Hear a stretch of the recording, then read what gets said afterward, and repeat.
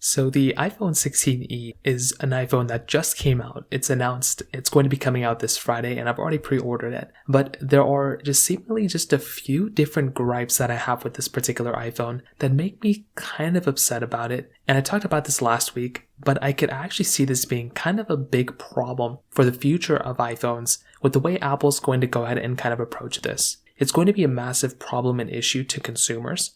But it's probably going to be a good thing for stakeholders and people who own Apple stock because it's probably going to, go through and increase their stock price like crazy. So I saw this actually on X and it was something I was thinking about too. So essentially what Apple ended up doing with the iPhone 16 was that they went through and they removed MagSafe capability. They also removed another camera sensor that was inside of this particular iPhone as well. Now, there were some talks on what Apple was going to end up removing, what they were going to add, and I do think internally the iPhone 16e is actually a pretty big and it's a good upgrade coming from the iPhone SE4, or iPhone SE3, and even from an iPhone 15. Like that is also like a pretty competitive phone for the iPhone SE4 or the iPhone 16e. I think that's a really good upgrade. But the reason Apple, I think, went ahead and removed MagSafe, some people were saying with the C1 chipset inside, they couldn't actually go ahead and have it inside. And there were also some other statements of saying that maybe the next couple generations of iPhones will also end up removing MagSafe capability as well. So could Apple end up going through with the starting point as the iPhone 16e? Will Apple go through and remove MagSafe capability for the next iPhones?